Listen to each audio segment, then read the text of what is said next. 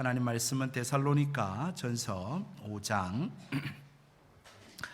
16절에서 18절까지의 말씀입니다. 데살로니가 전서 5장 16절에서 18절까지 신약성경 제가 가진 성경으로는 333쪽에 기록되어 있습니다. 찾으신 줄 알고 제가 봉독해 드릴 테니 보시고 들으시기 바랍니다. 항상 기뻐하라, 쉬지 말고 기도하라, 범사에 감사하라. 이것이 그리스도 예수 안에서 너희를 향하신 하나님의 뜻이니라. 아멘. 자, 우리 한번 인사하고 말씀 생각하겠습니다. 하나님은 당신을 사랑하십니다. 지난주도 수고 많으셨습니다. 우리 옆에 성도님이 있어서 교회가 따뜻한 것 같습니다. 네. 오늘은 추수감사주일입니다. 지금 우리가 사는 사회는 농경사회가 아니지만 그래도 이 교회의 전통을 따라서 이렇게 1년에 2번 맥추감사주일, 추수감사주일을 지키는데요. 이 두 날을 통해서 그래도 감사를 한번 되새겨 볼 수 있는 그런 의미가 있고요. 참 그런 좋은 절기다, 그런 생각을 하게 됩니다. 어떻게 보면 우리의 삶에 너무 쉽게 잃어버리고 있는 이 감사의 삶을 다시 되찾을 수 있는 그런 시간이 아닌가. 오늘 이 시간이 그런 시간이 되시기를 주님의 이름으로 축복드립니다. 여러분, 그러면 감사란 무엇인가 한번 우리 생각해 보았으면 좋겠습니다. 감사가 뭘까? 여러분, 사전적 의미로는 어떤 고마움의 표현 또는 고마움의 마음, 그렇게 사전적 의미로는 되어 있더라고요. 이게 너무 단순한 것 같아요. 이것을 조금 더 우리가 자세히 들여다보고 생각해 보면 감사라고 하는 것은 이런 것 아닐까 싶습니다. 항상 내 곁에 있을 것만 같았던 것, 그렇게 믿었던 것, 그렇게 사소하게 여겼던 것, 그것들에 대해서 사소하게 여기지 않고 또 당연하게 여기지 않고 그 내 곁에 항상 있는 그것에 대해서 고마움을 표현하는 것, 고마움을 느끼는 마음, 그것이 감사가 아닐까라고 하는 생각이 듭니다.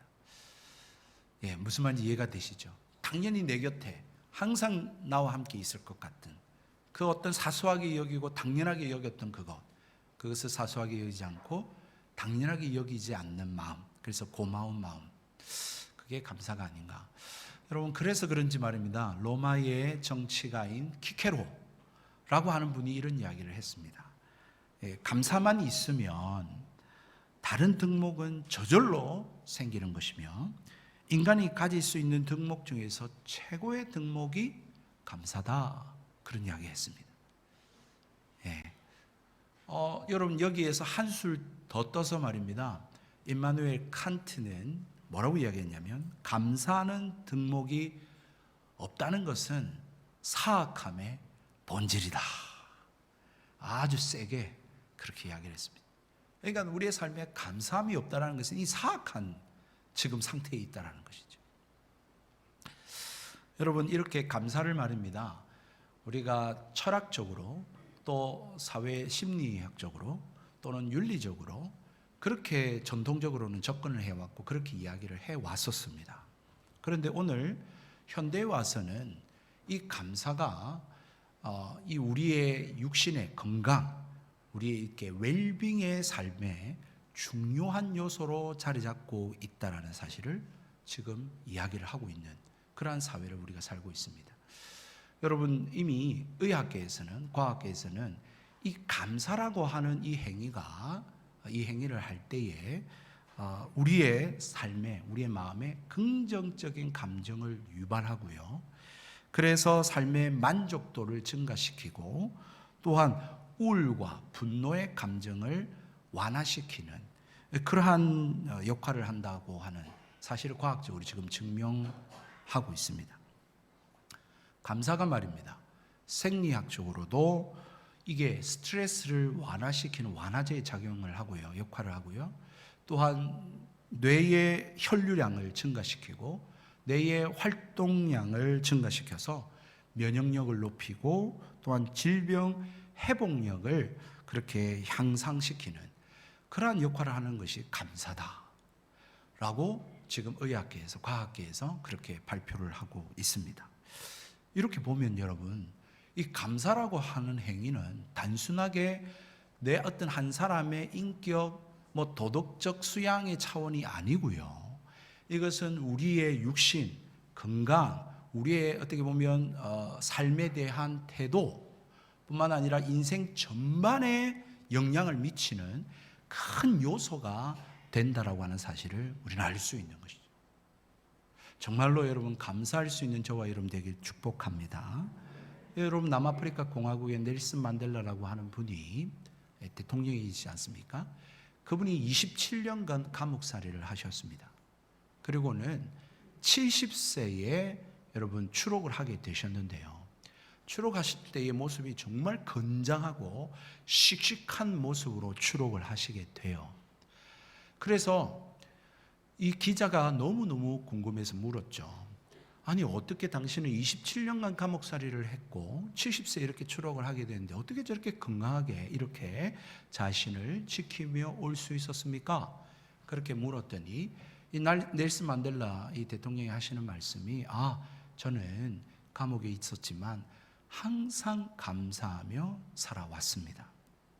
창살 틈으로 비춰지는 햇살에 감사하고 또 하늘을 볼 수 있어서 감사하고 땅을 밟으며 감사하고 물을 마실 수 있어서 감사하고 음식을 먹으면서 감사하고 강제 노역을 하면서도 이것이 내 힘이 되고 운동이 된다고 생각하고 감사하고 그렇게 감사하며 생활해 올 수 있었기 때문에 지금 저의 자신을 지킬 수 있었습니다. 그렇게 얘기를 했다라고 하는 것입니다. 분노 대신에 감사로 승화시킨 이분이 여러분 노벨 평화상을 받게 되고요. 남아프리카 공화국의 최초의 흑인 대통령으로 당선될 수 있었습니다. 여러분 이거는 믿음의 사람들도 마찬가지죠. 17세기, 18세기에 성경 주석 학자로서 아주 유명한 매튜 헨리라고 하는 목사님이 계십니다. 이 매튜 헨리라는 목사님이 도둑을 맞았는데요. 이 도둑 맞은 일을 두고 간증하면서 이렇게 감사를 표현했습니다. 첫 번째로 내가 도둑을 만난 일이 전에는 없었는데 이번에 처음 도둑을 만나서 감사하고, 두 번째로 내가 도둑을 맞았을 때 내 지갑만 빼앗아가고 내 목숨은 빼앗아가지 않아서 감사하고, 세 번째로 비록 내 물건을 빼앗아갔지만 많은 것을 잃지 않아서 감사하고, 네 번째로 내가 도둑질하지 않고 도둑을 당해서 감사하다라고 그렇게 말씀하셨습니다. 참 여러분 어떻습니까? 너무 놀랍지 않습니까? 너무 대단하지 않습니까? 정말 어려운 상황, 극한 상황에서도 이렇게 감사할 수 있는 삶, 이건 참 보통은 아닌 것 같아요. 그런데 오늘 본문의 말씀에 우리가 읽었지만 범사에 감사하라 라고 말씀을 하고 있는데, 과연 지금 넬슨 만델라 대통령이 보여준 그 삶, 또 매튜 헨리 목사님이 간증하는 그 일에 대한 것, 그 고백들, 여러분 그게 범사에 감사하는 일일까? 여전히 석연찮죠. 뿐만 아니라 그러면 어떻게 범사에 감사할 수 있을까? 라는 생각을 갖게 되는 것입니다. 오늘 우리가 읽었던 항상 기뻐하라, 쉬지 말고 기도하라, 범사에 감사하라, 이는 그리스도 예수 안에서 너희를 향하신 하나님의 뜻이니라. 여러분 제가 지금 세 구절을 암송했습니다. 여러분 성경 구절 암송하기 얼마나 쉽습니까? 그렇죠? 여러분 하나님 말씀을 암송하며 사시기를 바랍니다. 정말 이렇게 단순한 명령문으로 되어 있는 말씀만으로 되어 있다면 우리는 암송하며 참 살기 쉬울 겁니다. 그런데 여러분 암송하기는 쉽지만, 외우기는 쉽지만 이 말씀대로 살아가기는 너무너무 어려운 말씀입니다. 이 말씀대로 살아가기는 사실은 불가능하다 싶을 내용이 오늘 말씀이죠. 왜냐하면 항상이라고 하는 단어, 쉬지 말고 범사에 모든 일에 감사하라라고 하는 이런 빈도부사, 또 이 동사를 수식하는 이 수식어가 사실은 불가능에 가까운 이야기를 하고 있기 때문에 참 우리가 외우기는 쉽고 기억하기는 좋지만 이렇게 살아내기는 너무너무 불가능에 가까운 말씀이 아닌가라는 생각을 하는 것이죠. 그렇다면 이 불가능한 말씀을 우리에게 지키라고 말씀을 하고 있는 것일까? 참 여러분 그렇지 않습니까? 우리의 감정이라는 것, 이 사실 기쁨, 행복, 감사 이런 것은 사실 감정에 대한 부분인데 이 감정이라는 것이 수도꼭지 탁 틀면 쫙 나오고 또 잠그면 딱 멈추고 여러분 그렇게 할 수 있는 게 우리 감정이 아니잖아요. 기쁨, 감사, 이 행복이라는 것을 우리가 그렇게 컨트롤할 수가 있는 것이냐 라고 하는 것입니다. 또한 특별히 오늘 본문의 말씀 이 세 구절로 되어 있지만 이 세 구절은 사실은 하나로 묶여져 있는 단어입니다. 항상 기뻐하라, 쉬지 말고 기도하라, 범사에 감사하라가 각 구절로 되어 있지만 사실은 하나로 묶어져 있는 말씀이라는 거예요. 여러분 항상 기뻐하는, 여러분 기뻐하는 삶이 없는데 감사가 나올까요? 뿐만 아니라 모든 범사에 있어서 어떤 일에 있어서 우리가 감사할 때에 여러분 기쁨도 함께 동반되는 것 아니겠습니까? 그런 의미에서 우리가 행복하고자 하는 삶을 사는데 여러분 이 기쁨과 이 감사라고 하는 이 두 감정과 단어는 사실은 하나에 불과한데요. 동전의 양면과 같이 행복의 삶의 앞과 뒷면이라고 말씀드릴 수 있고 겉과 속이라고 말씀드릴 수 있는 것이죠. 이것은 뗄래야 뗄 수가 없습니다. 그런데 또 재미난 것은 이 세 명령문이 말입니다. 가운데에 샌드위치처럼 쉬지 말고 기도하라고 하는 말씀에 쌓여져 있는 거죠. 다시 말하면 이 항상 기뻐하고 범사에 감사하는 이런 행복을 추구하는 삶의 중요한 요소가 쉬지 말고 기도하는 데서 비롯된다 라고 하는 것을 보여주고 있는 것입니다.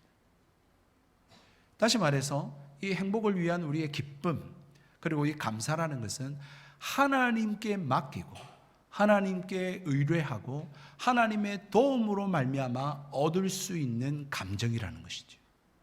그래서 여러분 이 기쁨은 사실 이 기도라고 하는 것은 이 기쁨을 얻는 원천이라고 할 수 있습니다.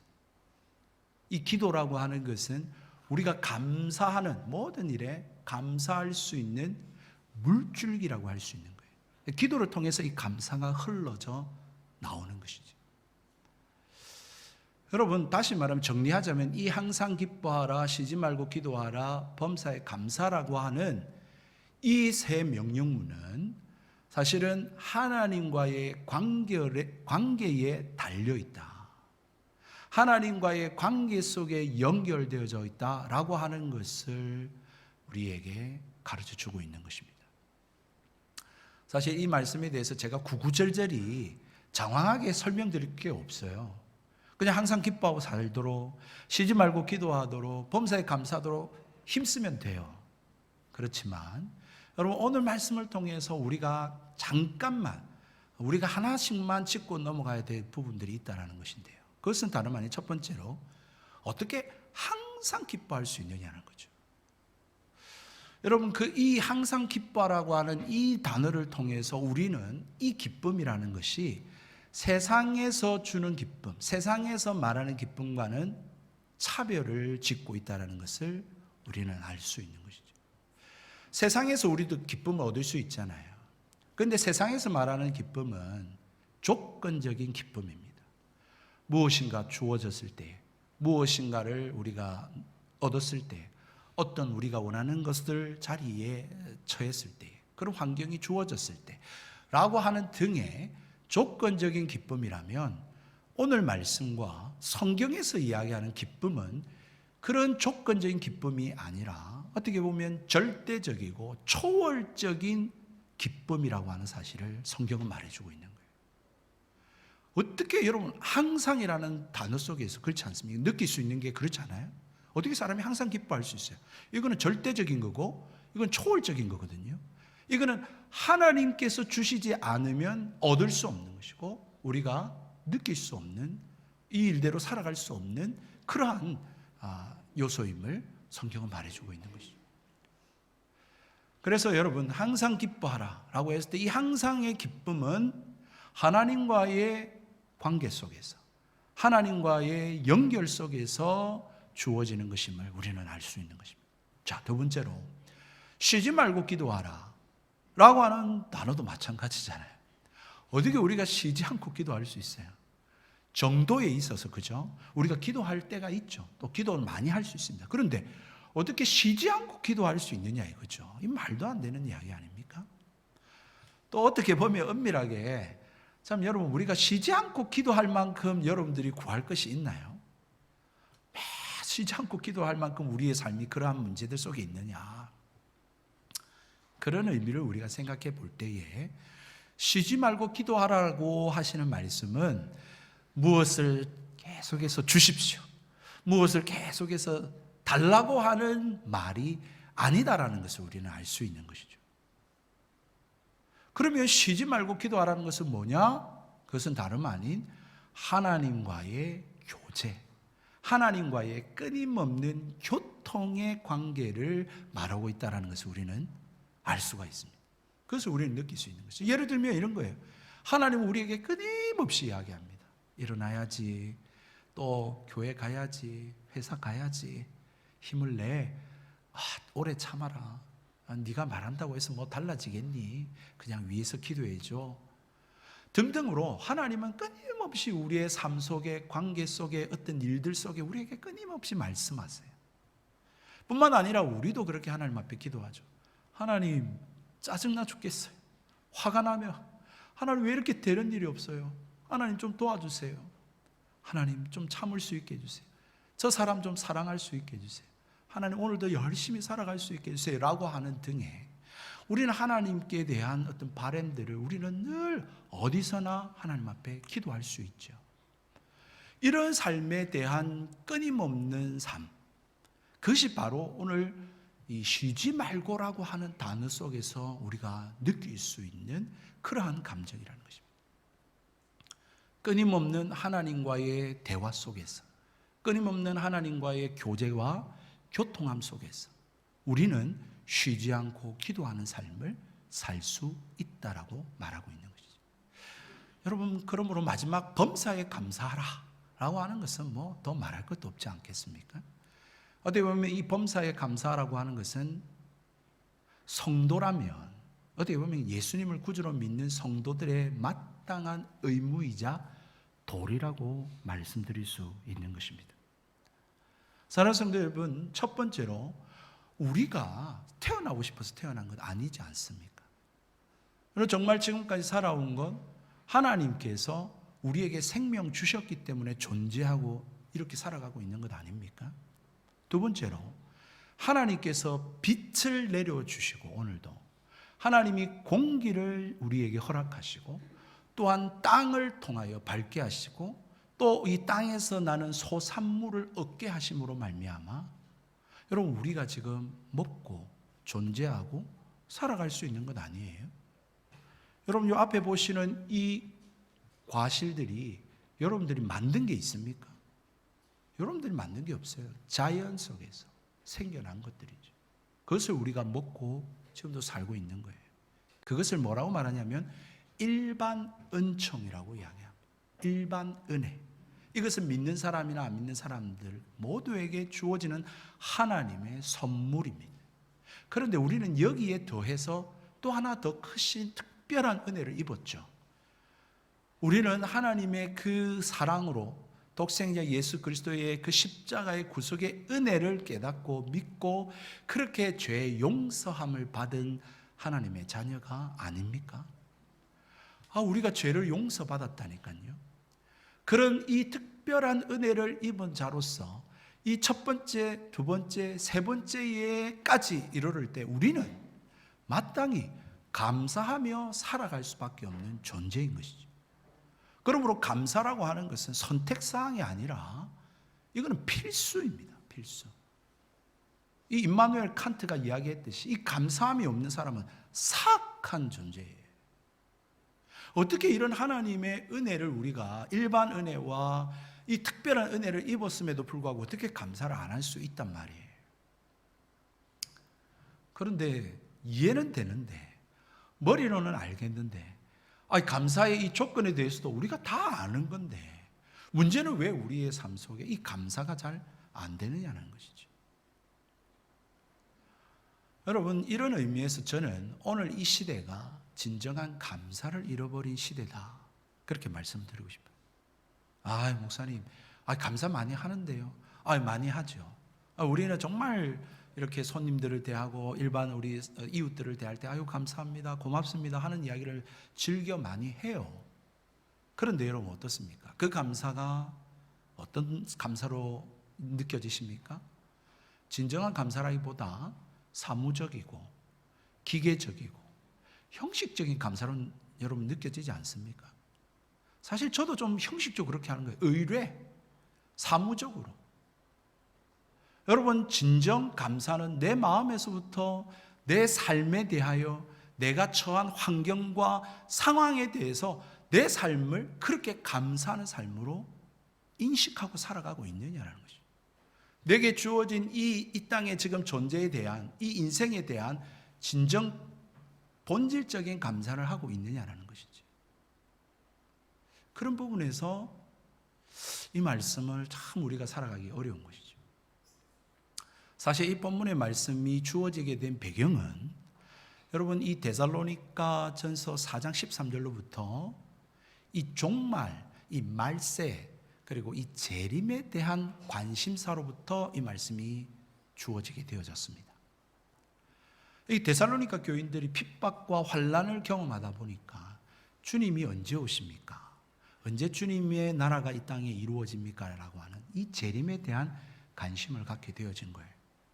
그래서 그 사실에 대해서 사도 바울이 이 데살로니가 전서 4장 13절로부터 쭉 재림에 대한 이야기를 하는 가운데에 5장에 들어와서 1절부터 11절까지 총론적인 부분에 있어서 재림에 대한 이야기를 하고, 그리고 12절로부터 끝절까지는 강론에 있어서 이 재림을 기다리는 성도가 말세 때에, 종말의 때에 어떻게 살아야 하는가에 대한 구체적인 삶에 대한 강론을 이야기를 하고 있는 대목에 들어가 있다는 것입니다.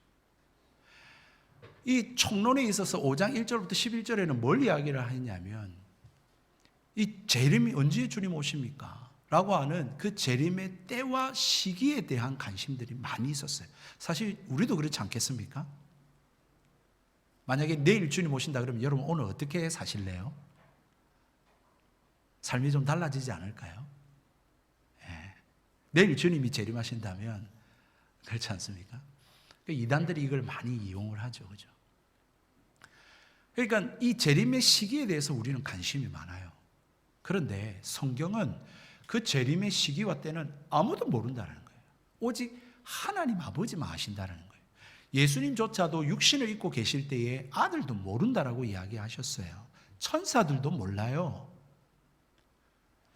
그 모르는 것을 오늘 이 데살로니가전서 5장 초반에는 어떻게 표현했냐면 도둑이 오는 것 같이 재림하신대요. 여러분, 도둑이 언제 올지 압니까? 모르잖아요. 그러니까 모르는 거예요. 성경은 우리에게 이 재림에 대해서 관심, 때와 시기에 대해서 관심이 있는데 성경은 크게 관심 두지 말라는 거예요. 그 때와 시기에 대해서는 우리가 알 수 없다. 그럼 뭘 강조합니까? 언제 주님 오실지 모르니까 늘 깨어 있어야 된다. 늘 정신 차리고 살아야 된다 라고 하는 것을 강조하는 것이죠. 그런데 이 5장 4절의 말씀에 보니까 형제들아 하면서 뭐라고 이야기하냐면 너희는 어둠에 있지 아니하니 그날이 도둑같이 너희에게 임하지 않을 것이다 라고 이야기해요. 주님의 재림이 우리한테는, 그리스도인들에게는 도둑과 같이 갑자기 임하는 게 아니래요. 왜 그럴까요? 무엇을 말씀하는 걸까요? 우리가 때와 시기를 알기 때문에 그렇습니까? 누군가가 계시로 알려주기 때문에 그렇나요? 그게 아니라는 거예요. 그게 아니라 너희는 빛의 자녀이기 때문에, 너희는 어둠에 다니지 아니기 때문에 너희들은 주님이 언제 오시든지 상관이 없는 자들이라는 거예요. 그리스도인은 방탕한 삶을 살지 않습니다. 그리스도인은 게으르고 나태한 삶을 살지 않습니다. 그리스도인은 계속해서 죄를 먹고 마시는 삶을 살지 않습니다. 빛의 자녀로서 하나님이 언제 오시든지 맞을 준비를 하고 살아가는 자들이 그리스도인이라는 거예요. 그렇기 때문에 예수님이 오늘 오시든지 내일 오시든지 100년 후에 오시든지 우리는 그것이 알 바가 아니고 언제든지 오셔도 좋습니다. 나는 주님 맞을 준비를 하고 살아가는 자입니다 라고 하는 것을 보여주는 자들이 그리스도인이라는 거예요. 그러면서 이것이 하나님의 뜻이다. 이제 주님 오실 날이 언제인지 모르지만 거기에 관심 두지 말고 빛의 자녀로서 주님 오실 날을 기다리며 이렇게 살아야 된다라고 하는 강론을 이야기해 주고 있는 것이 12절로부터의 말씀이에요. 그 중에 우리가 세 구절을 읽은 거예요. 항상 기뻐해라, 쉬지 말고 기도해라, 범사에 감사하라고 말이에요. 이것이 하나님의 뜻이라고요. 이것이 주님의 재림을 기다리는 성도의 종말론적인 삶이라고요. 그런데 말입니다. 이게 어떻게 하나님의 뜻입니까? 여러분, 우리가 하나님의 뜻, 하나님의 종말을 기다리는 것라고 생각하면 굉장히 기이하고 특별한 일로서 우리는 생각을 해요. 하나님의 뜻이 뭘까? 하나님이 어떻게 역사하실까? 주님을 기다릴 때 우리는 어떻게 해야 될까? 마치 산속에 깊이 들어가서 성경을 읽고 기도하며 이 세상과 등지며 살아가는 삶이라고 생각을 해요. 그렇게 살아가는 분들이 좀 있더라고요. 참 안타까워요. 하나님의 특별하신 역사와 뜻이 있지요. 그것을 알기 위해서 우리는 때로는 금식하고 또 산속에 가서 기도하고 그럴 필요가 있습니다. 그러나 그렇다 할지라도 여러분, 우리가 하나님의 뜻과 역사를 우리가 깨닫고 알게 되고 경험하게 되는 것은 우리의 소관이 아니에요. 그것은 하나님의 주권적인 영역이에요. 그것은 다시 말하면 하나님의 소관이라는 거예요. 우리가 머리띠를 띠고 우리가 애써 찾아다닌다고 그것을 깨닫고 얻을 수 있는 게 아니라는 거예요. 지극히 하나님의 역사는 우리의 삶 속에 펼쳐지고 있습니다. 말씀하고 있습니다. 여러분, 성경에 기적과 이적에 대한 말씀이 너무너무 많이 나와요. 예수님의 공생에도 그랬죠. 그러다 보니까 마치 기독교를 기적의 종교, 이적의 종교라고 생각을 하는 것 같아요. 초자연적인, 초월적인 종교라고 생각하고 마치 고대의 어떤 종교와 같이 굉장히 어떤 샤머님적인 그런 어떤 미신적인 그런 종교로 여기고 받아들이고 그렇게 신앙생활하는 분들이 많이 계시는 것 같아요. 여러분, 그거는 굉장히 위험한 신앙생활입니다. 왜 그러냐면 이런 것 같아요. 중세에 한 성도님이 이제 교회를 가기 위해서 마차를 타고 이렇게 신나게 교회를 향하여 달려가고 있었어요. 그런데 거기에 이 옆 산사태가 일어난 거예요. 길 옆에 이렇게 쌓여져 있던 이 산이 무너져 내려가지고 이 마차가 뒤집어지고 다 부서지고 말이 다치고 일어나지 못하고 그런 지경에 이르게 되었어요. 그런데 이 성도님은 마차에 몰고 가던 이 성도님은 하나도 안 다친 거예요. 그냥 옷만 툭툭 털고 일어난 거죠. 그리고는 막 흥분해가지고 교회로 달려갔습니다. 그리고는 신부님을 만났어요. 신부님, 제가 기적을 경험했어요. 하나님은 살아계세요. 산사태가 나가지고 마차는 다 부서지고 말들도 다쳐가지고 못 일어나는데 저는 하나도 안 다쳤어요. 하나님이 살려주셨어요. 기적이에요. 막 그렇게 흥분해서 이야기하니까 이 신부님이 하시는 이야기가 너무너무 감사한 일입니다. 너무 놀라운 기적입니다. 그런데 그거 아무것도 아니에요. 저는 날마다 기적을 경험하며 삽니다. 성도님 눈이 둥그레지면서 어떻게 날마다 기적을 경험하며 사세요? 하니까 자기는 한평생 이 교회로 오고 갔는데 한 번도 그런 일을 당한 적이 없습니다. 그래도 이부 성도님들은 좀 깨달으시는 것 같아요. 무슨 말인지 좀 알아들으시는 것 같아요. 일부 때는 냉랭하던데 무슨 말인지 못 알아들어가지고. 여러분, 왜 우리가 그런 거 있잖아요. 우리는 늘 공기 속에서 살아가고 있거든요. 그런데 우리는 공기를 잃어버리고 살죠.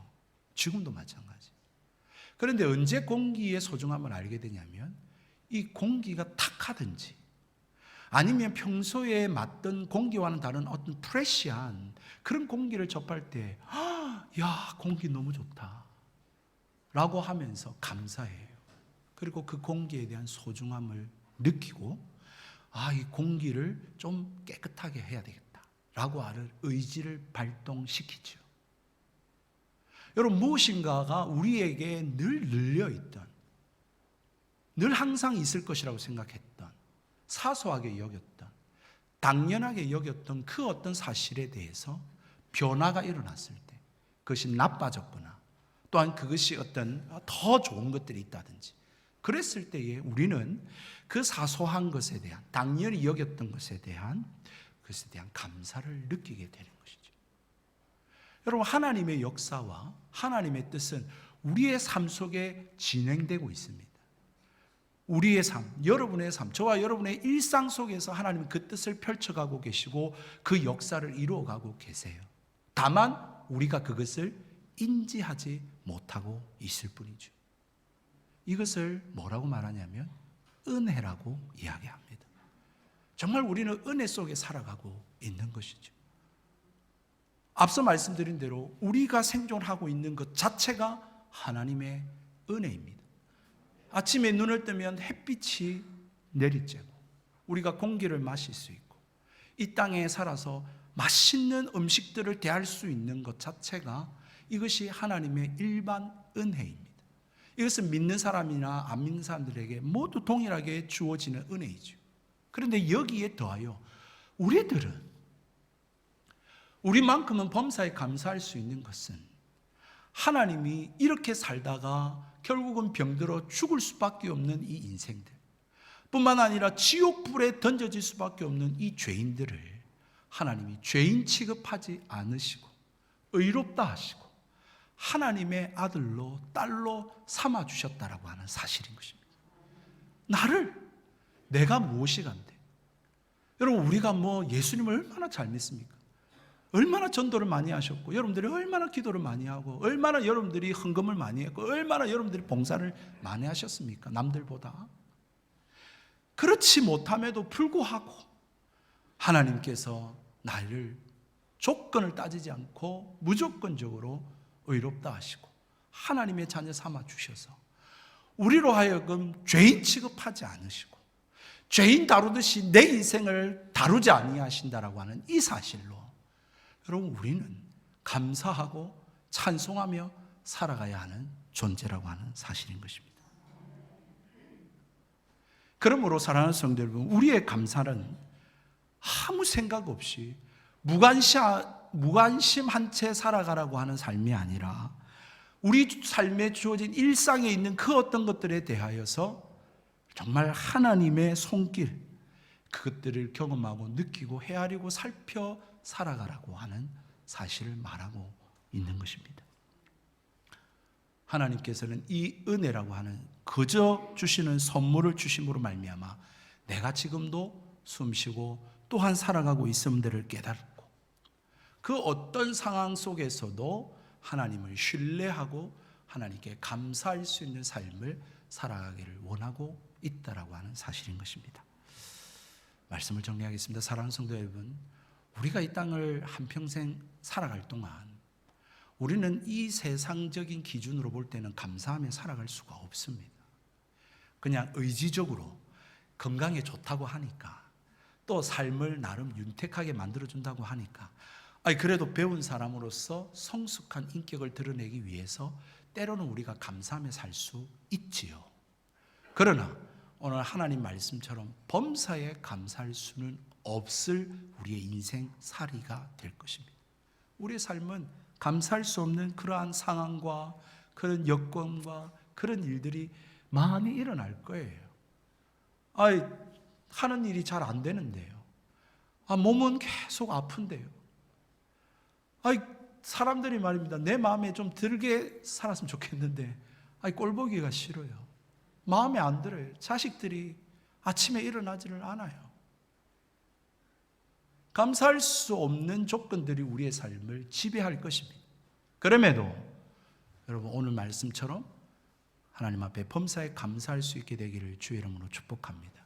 왜냐하면 하나님께서 우리를 이 모든 것들을 합력하여 선을 이루시는 분이시기 때문에 그렇습니다. 그러니까 항상 기뻐하고 쉬지 말고 기도하고 범사에 감사할 수 있는 것은 주님 오시는 그날까지 우리가 살아가면서 언제든지 주님 오셔도 좋습니다 라고 그렇게 말하며 살 수 있는 것은 바로 하나님께서 선하신 분이시기 때문인 것이죠. 그래서 선하신 이 하나님을 신뢰할 때에 내 삶에 일어나는 그 모든 일들까지도 하나님께서 간섭하시고 섭리하셔서 모든 것들을 합하여 선을 이루실 줄을 믿기에 우리는 그 하나님을 신뢰함으로 모든 일들에 대해서 우리는 감사하고 찬송할 수 있다라고 하는 사실인 것입니다. 그러므로 사랑하는 성도 여러분, 남은 인생들을 살아가실 때에 범사에 감사라 이 말씀 기억하시면서 하나님은 선하시다, 하나님 날 사랑하신다, 그러므로 내 삶의 모든 것들을 합력하여 하나님은 선을 반드시 이루시고야 말 것이다, 그 사실을 믿음으로 하나님을 더 알아가시고 감사하며 살아가실 수 있는 믿음의 성도들이 다 되시기를 주님의 이름으로 축복드립니다.